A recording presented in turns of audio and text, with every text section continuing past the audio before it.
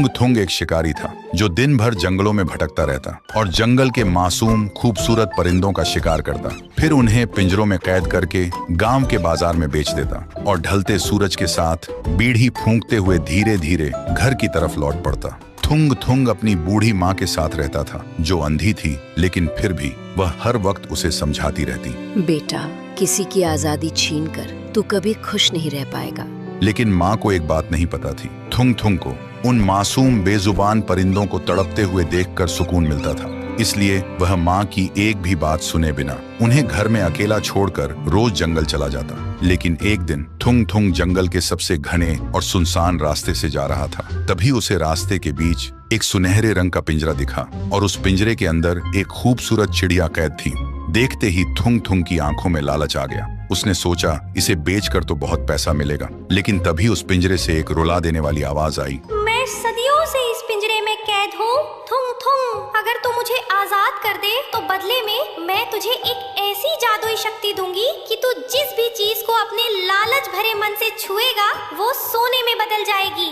सुनते ही थुंग थुंग खुशी से पागल हो गया। उसने बिना सोचे समझे पिंजरे का दरवाजा खोल दिया। चिड़िया बाहर आई और हवा में उड़ते हुए बोली, याद रखना थुंग थुंग, ये पिंजरा कभी खाली नहीं रहता। तेरे हर लालच की कीमत तेरा कोई अपना चुकाएगा।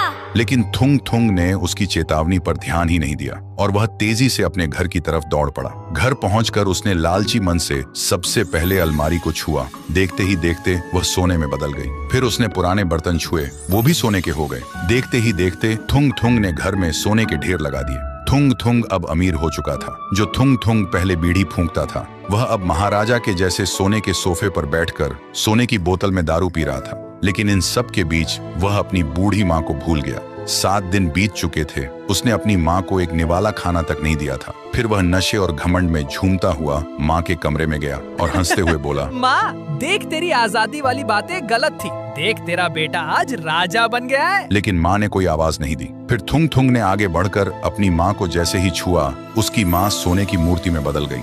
थुंग थुंग का नशा 1 सेकंड में उतर गया। वह घबरा कर पीछे हटा और तभी उस कमरे में एक डरावनी हंसी गूंज उठी। मैंने कहा था ना थुंग थुंग, वो पिंजरा कभी खाली नहीं रहता। तेरी माँ भूख और प्यास से कब की मर चुकी थी। तूने सोने के लालच में अपनी माँ को भुला दिया और अब उनकी आत्मा हमेशा के लिए उस पिंजरे में कैद है। सुनते ही थुंग थुंग पागल हो गया। उसने रोते हुए अपने हाथ जमीन पर पटके और चिल्लाने लगा, ले ले ये शक्ति और मेरी माँ को वापस दे दे। पर जमीन पर हाथ पटके ही जमीन से होते हुए पूरा घर ही सोने में बदल गया और जमीन के अंदर धंस गया।